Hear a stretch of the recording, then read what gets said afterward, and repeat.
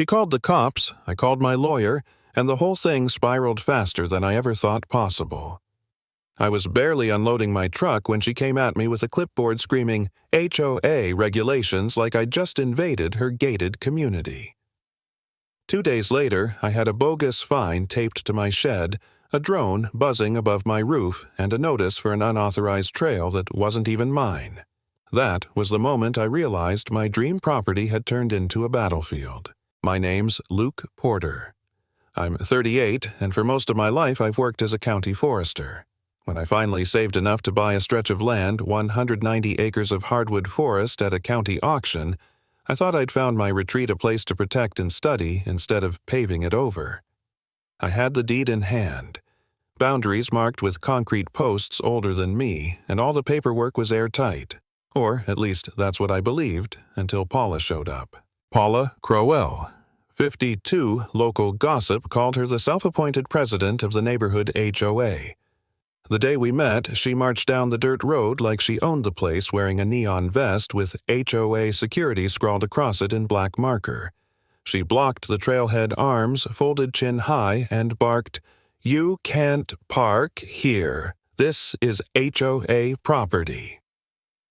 I pulled out my deed calmly, told her I bought this land from the county fair and square. Her eyes scanned the document, widened for a second, then narrowed into a glare so sharp I swear it could cut steel. "Impossible," she spat. "This includes our trail, our picnic area. You can't just take community land." I hammered laminated copies of my ownership papers onto an oak tree so there'd be no confusion. She reacted like I'd set fire to the Sistine Chapel. Her voice shot into a shrill pitch that emptied every bird from a mile radius. "This isn't over," she screamed, storming off with that clipboard clutched like a weapon. And she was right, it wasn't over. Within 48 hours, a fake citation appeared on my shed. Then came the drone buzzing low over my cabin, circling like a mechanical vulture. Next was a violation letter claiming the deer path through the woods was an unauthorized trail. I laughed at first, but the laughter didn't last. Because when the certified envelope showed up addressed to illegal occupant, it stopped being funny.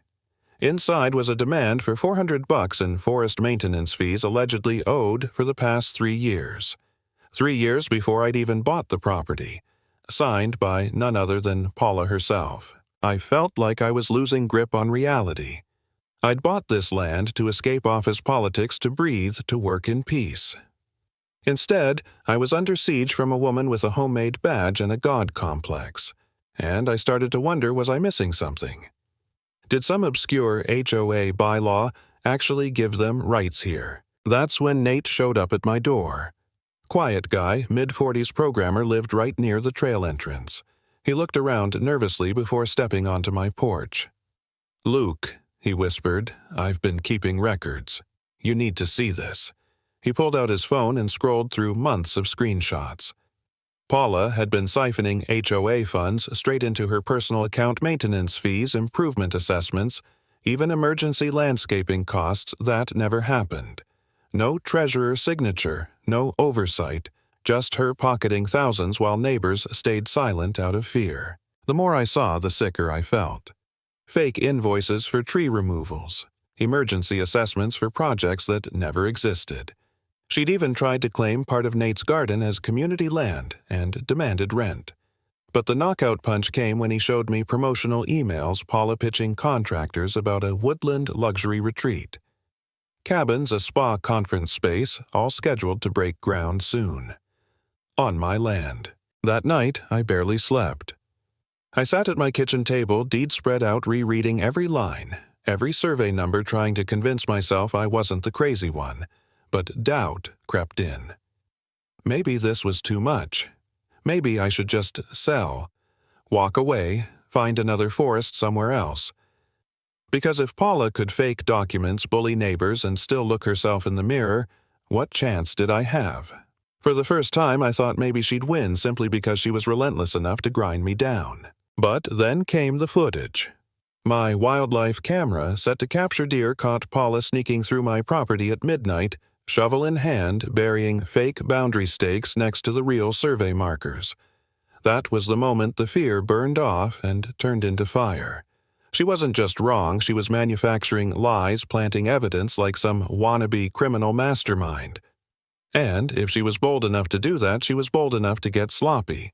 When the emergency HOA meeting rolled around, she staged it like a Broadway show, folding chairs lined up at the Forest Edge poster board screaming about illegal land seizure. Residents showed muttering, confused, half-believing her story that I was selling the forest to developers. Paula strutted like a dictator, declaring I was forging documents. But then Nora, a longtime neighbor with the kind of presence that silences a room, stood up. "Show us the HOA charter that says we own this forest," she demanded. Paula faltered. I stepped forward, pulled out photos of the original concrete survey posts, pulled out my deed, pulled out the surveyor's report. The shift was immediate, neighbors murmuring, pointing at the evidence, eyes narrowing not at me anymore, but at her. Paula sputtered excuses, claiming vandals moved the markers. Nora shot back. "So the same crew that charges us for trail maintenance also tampered with federal survey markers." The silence was brutal. For the first time, Paula's poker face cracked. Still, she didn't back down. A week later, I woke to the growl of machinery. Down the trail rolled an excavator, a pickup with building supplies, and behind them, cars of important guests. Paula had set up a ribbon-cutting ceremony. Balloons, banners. Woodland, luxury retreat, grand dedication. A local politician warming up his speech, a catering truck unloading. And right in the middle, Paula wearing a sash like she was opening Disneyland while an excavator dug foundation holes by the creek. My blood boiled. She wasn't just pretending anymore, she was building on my land. Then the cavalry arrived. 3 county vehicles, lights flashing, sirens short and sharp. Officer Ruiz stepped out with the building inspector and a county assessor. Through a megaphone came the order, "All activity stops now. This is unpermitted construction on disputed property." Guests froze, looked around in confusion, then started scattering, making phone calls, peeling away in their cars. Paula's little empire was crumbling in real time. But the best was yet to come. The county assessor pulled me aside, handed me papers with a grim smile. According to the latest survey, the HOA clubhouse, the very building where Paula had ruled her little kingdom, was built 12 feet onto my land. Her throne, her power base, her entire authority. Illegally squatting on property I owned. When that news dropped, Paula collapsed. Not physically, but you could see it. The shoulders sag, the mask slip, the desperation in her eyes as she realized every word she'd thrown at me was about to boomerang straight back. Cameras clicked. Reporters scribbled. Neighbors whispered, "She built the clubhouse on his land." Officer Ruiz made her take down one of her fake HOA signs right there in front of everyone, cameras rolling. The woman who'd mailed me fake fines, buried phony markers, called me an outsider, was now obeying my instructions on land she never had a claim to. In the weeks that followed, justice did what it does slowly but thoroughly. Paula was stripped of her position, fined thousands for fraudulent fees, forced to refund residents she'd bled dry. Her luxury retreat business license revoked, deposits investigated as fraud. Neighbors elected Nora to lead, demanding transparency at last.